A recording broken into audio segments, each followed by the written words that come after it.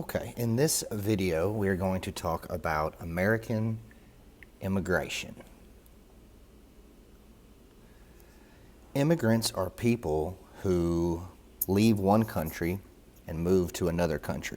So in this lesson, we're going to discuss people who leave their home country in order to come to the United States.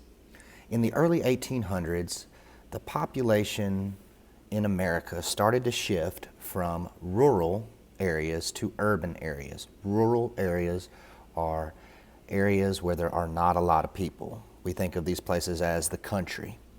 Urban areas are places where there are a lot of people, and that would be the cities where more people are congregated. Cities in the Northeast had large factories, and they began to grow the fastest. Three of the biggest cities in the United States in the early 1800s were Boston, New York, and Philadelphia. These cities, which were relatively small at first, began to grow, and more people began to move to these cities as more and more factories began to pop up. So where there are jobs, people will move. And so we started to see a lot of people moving to these big cities because they needed jobs. And these big cities were where the factories were. So people would move to these big cities so that they could get a job in the factories. And we started to see three different economic classes sort of emerge, especially in the North at this time. The class at the top, that would be the wealthy class. They were the people who had the most money. They were the rich folks. They owned the factories that everybody worked in. They owned a lot of the other businesses. Most were born rich. Some accumulated wealth on their own. But the wealthy class, they were at the very top. They had most of the money. Next, we have the middle class. Middle class people had really good jobs. They were often the people who worked in management positions. So they didn't actually own the companies. They didn't own the businesses, but they had the best jobs within those factories or within those businesses.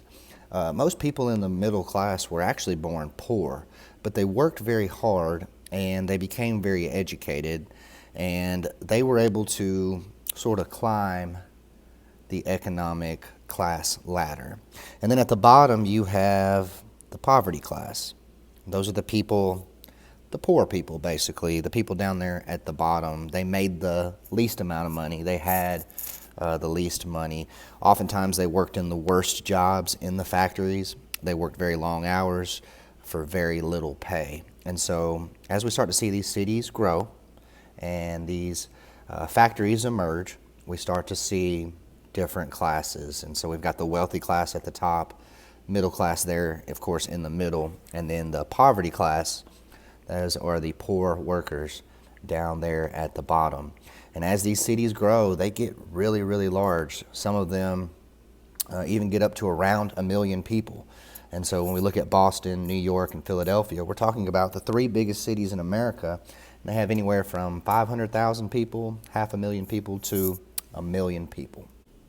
People wanted to leave their home country and come to the United States for many different reasons, but most were motivated by push and pull factors. Push factors were things that would push a person to want to leave their home country, and pull factors were things that would pull someone to want to come to the United States. The main two groups of people who immigrated to the United States at this time were the Irish immigrants and the German immigrants. And they both came to the United States for very different reasons. So the Irish, most came because of what's known as the Irish potato famine. So what happened in the mid-1850s is that most Irish people who were living in Ireland at the time were poor farmers, and the way that they survived was by growing potatoes. Potatoes were pretty easy to grow, and It was something that people could live off of, especially if they were very poor. And so many would just grow potatoes on their small farms, and that's how they survived. But unfortunately, for 3 straight growing seasons, people in Ireland were unable to grow potatoes. They just wouldn't grow. And so this caused what we know as a famine. A famine is a situation where people don't have any food. And so if you don't have any food, of course, you will die, you will starve if you don't have any food. And because of this Irish potato famine that took place in the mid 1800s, over 750,000 people died. They starved to death. And the ones that didn't starve to death, they knew that they had to find somewhere else to go. They needed to get out of Ireland. They needed to find a place with food. And so many decided to leave and go to the United States. About 2 million Irish people left Ireland and moved to the U.S. And if they hadn't, they probably would have starved. And the Irish, they were very poor when they got to America. Most didn't have any money, so they couldn't move around and buy land and things like that. They basically had to stay in these northeastern cities where all the factories were and take a job working at a factory. And sometimes, most of the time, those were very low-paying jobs. But most people were just happy. Most people from Ireland were just happy to have somewhere to go and to have some food and to be able to go somewhere and not starve. The Germans, now they came for a very different reason. The Germans came because there was a German Civil War going on in the 1840s and 1850s, and so you had 2 different sides that were actually fighting against each other, and many of the Germans didn't want to be involved in that. There were about 1 million German immigrants who came to America during this time. Now, many of these German immigrants were not as poor as some of the Irish immigrants, so some of the Germans were able to actually buy farms and were able to move around. They didn't necessarily have to stay in the city where they landed. They didn't have to take factory jobs, all of them. Some of them were able to move out to the Midwest, buy farms, and some even settled in some of the Midwestern cities like St. Louis. So in the mid-1800s, we started to see a lot of immigrants making their way to America. And not everybody was happy about this. Some people did not want immigrants coming to America. This idea is known as nativism. So nativism is a political philosophy of promoting the interests of people who were born in America, also known as natives, over the interests of foreign-born people, also known as immigrants.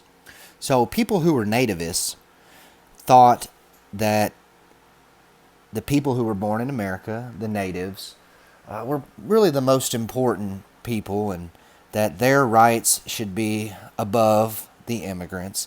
And it sort of led to a lot of backlash.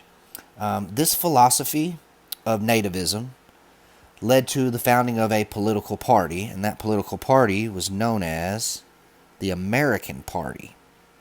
It was a third party in American politics. So, not just the 2 major parties, but now we're starting to see, for really the first time in American history, a third party sort of emerge. And this party was based around nativism and the idea that the natives needed their rights protected. And critics of this American Party, people who didn't like it, those were the critics, people who did not really care for or like this American Party, began to call it the Know Nothing Party. And that was an insult. It was meant to be an insult because the American Party was very nativist. They didn't like immigrants. And so a lot of people just kind of wanted to make fun of them, and so they called them the Know Nothing Party. Members of the Know Nothing Party, or the American Party, thought that immigrants were taking their jobs, and so protests began to pop up. Also, riots began to break out all across the country. People were upset with the immigrants for coming, and the immigrants, were just trying to make their way, just trying to, in the case of the Irish, they were just trying to find something to eat, just trying to survive. In the case of the Germans, they were just trying to get away from a civil war. But regardless, people in the American Party or the Know Nothing Party, they just didn't like immigrants and they just didn't want them around.